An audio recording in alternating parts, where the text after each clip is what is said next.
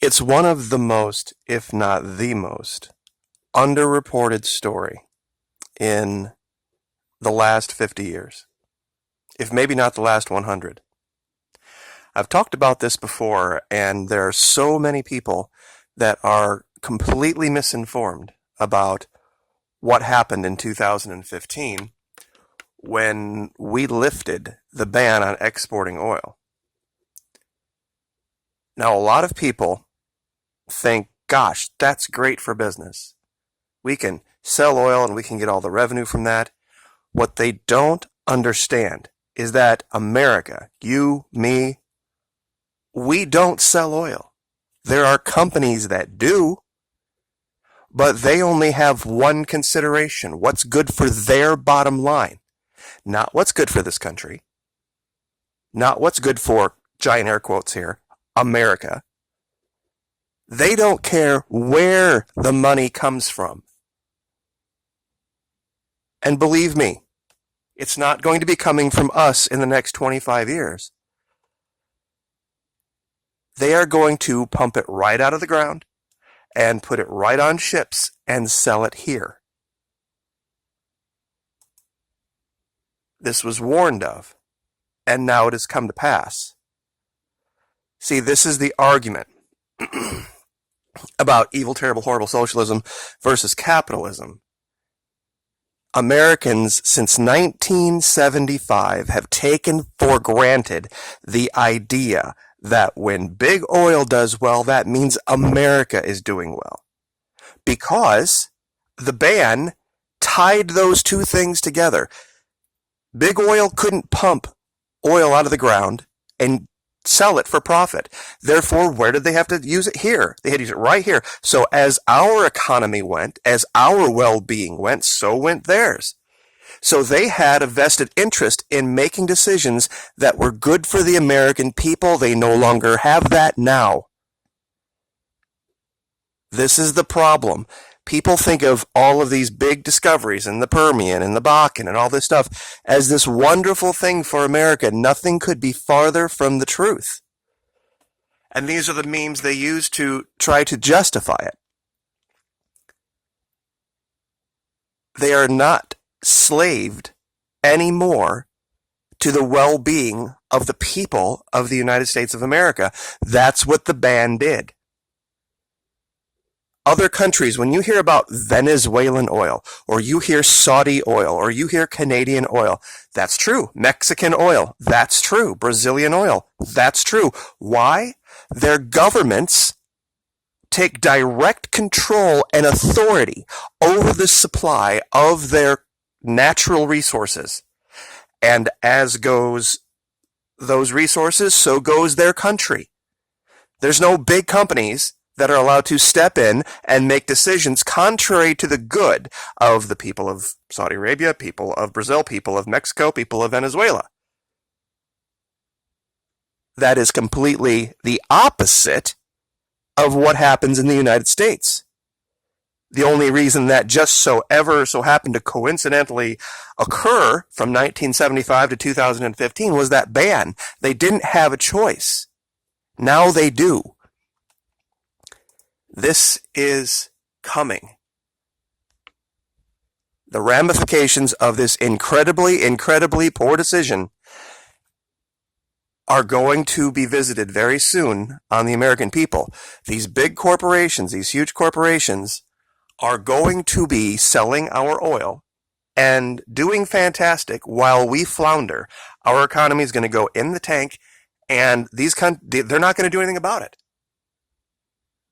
because they already have the contract set up. It could be very well something you see that there are shortages of gasoline in this country, and the gasoline you can get is $8, $9, $10, $12 a gallon. And big oil's like, yeah, sorry, they pay more, they pay better over in China. It's just, we have contracts, sorry, yeah, I know we have all this oil over here, and oh gosh, it's just not quite right for our refineries, so we're just going to sell it over here, and, we hope you can recover soon, America.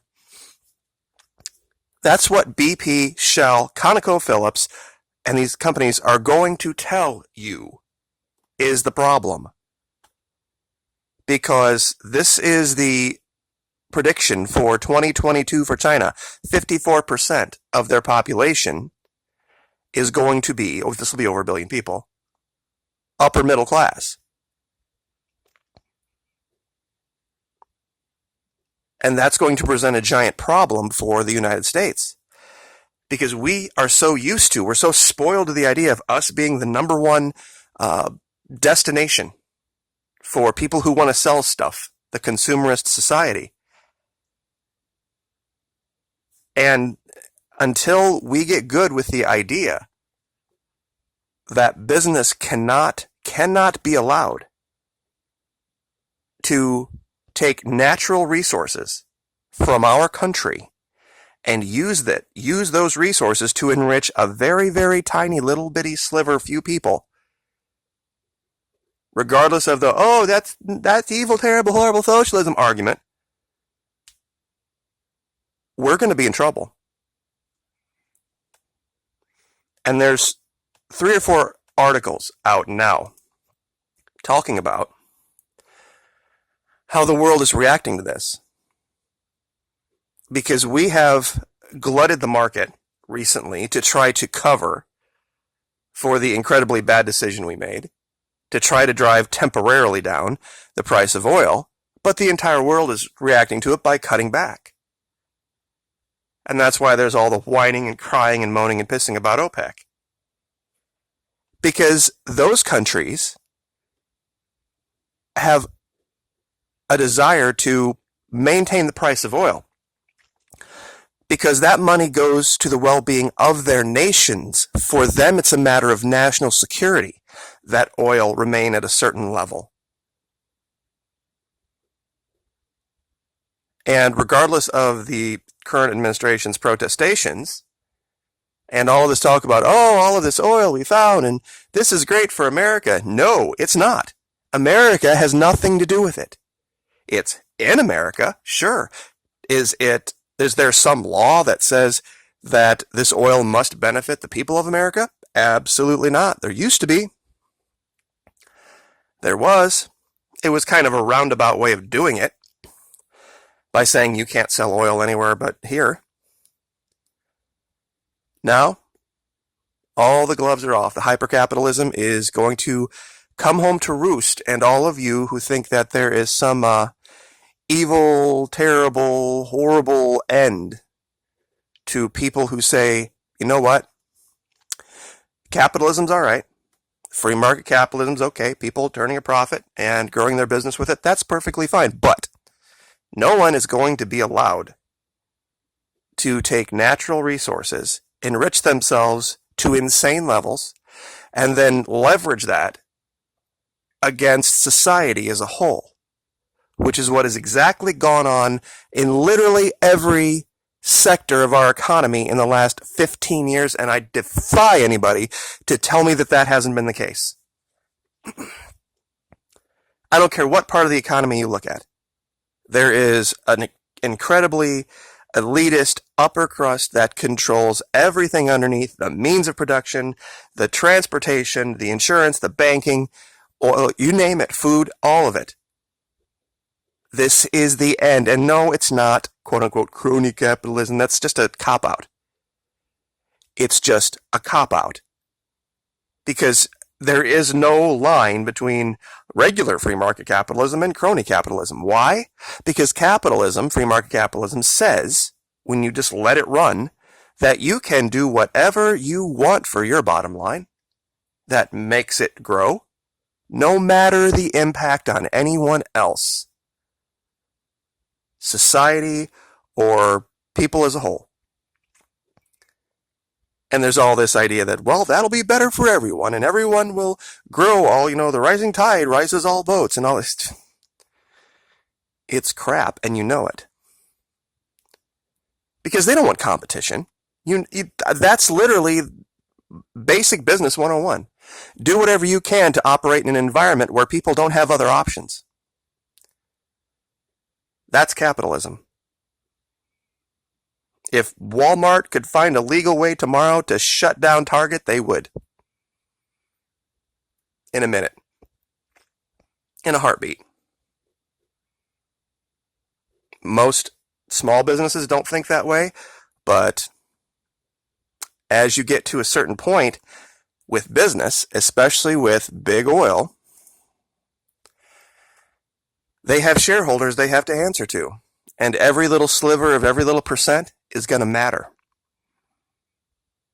And it's the only thing that matters. This is the part that people don't get. They do not care about you. All they care about is their bottom line. If caring about you happens to help their bottom line, well, wonderful. That's great. But if caring about the Chinese helps their bottom line more, screw you. And that is what's coming. And I will link this article for you from today, 16 December 2018, that shows you that they have taken the lessons of 2014 and prepared. So when things fall apart here, they're going to be perfectly angled to step in and ramp things up for China. So I guess I'll leave that there. I'm also going to link a couple of different articles here that I was hoping to get to, but I didn't, and we're already at 12 minutes. This is crude oil exports by country. I've been here before, and it talks about the strange occurrence that happened in 2015, how when the price of oil completely dropped through the floor, only 2 countries were able to maintain and improve their revenue, the U.S. and Iraq. Meanwhile, the other 13 almost completely went bankrupt. And in this one, it shows that the U.S. exports of crude oil to China in 2017 were up 318,254,300%, while exports from Saudi Arabia to China were down 50%. Exports from Angola to China were down 37%. Oman down 40%. So all of these countries are exporting less oil to China. The U.S. is stepping in. And mark my words, great for big oil no longer means great for America. It just so happened to be that way from 75 to 2015 because of a law that just got repealed a few years ago. And the day of recompense for this is coming. Like, share, subscribe.